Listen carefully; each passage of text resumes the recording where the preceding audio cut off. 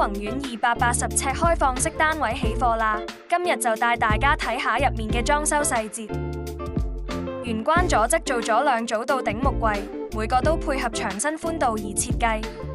多層式間隔做收納之餘，仲將冇咁美觀嘅電箱收埋咗。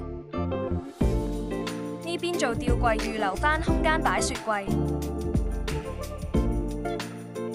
右側角落位設計咗獅字櫃連衣櫃，俾業主做主要儲物空間。今次單位特別揀咗用黑色同胡桃木色做主色調。獅字櫃頂一整面玻璃展示櫃，擺放業主嘅收藏品。仲有柔和暖色燈帶點綴家居氛圍。單位延伸入去就係擺放床架嘅位置啦。4尺油壓床瞓得舒服之餘，仲可以有空間儲物。床頭到頂嘅空間都做咗木櫃，方便業主日後使用。加咗一個平時可以收埋嘅晾衫掛架。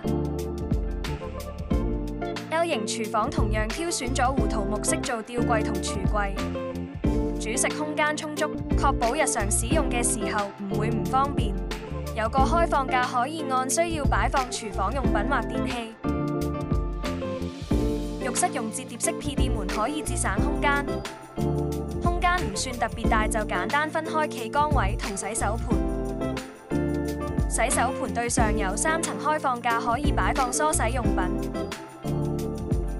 黑框玻璃趟門確保浴室乾濕分離，方便打理。有興趣了解更多，可以隨時電話聯絡我哋，亦都歡迎隨時到我哋3有嘅觀塘門市睇下。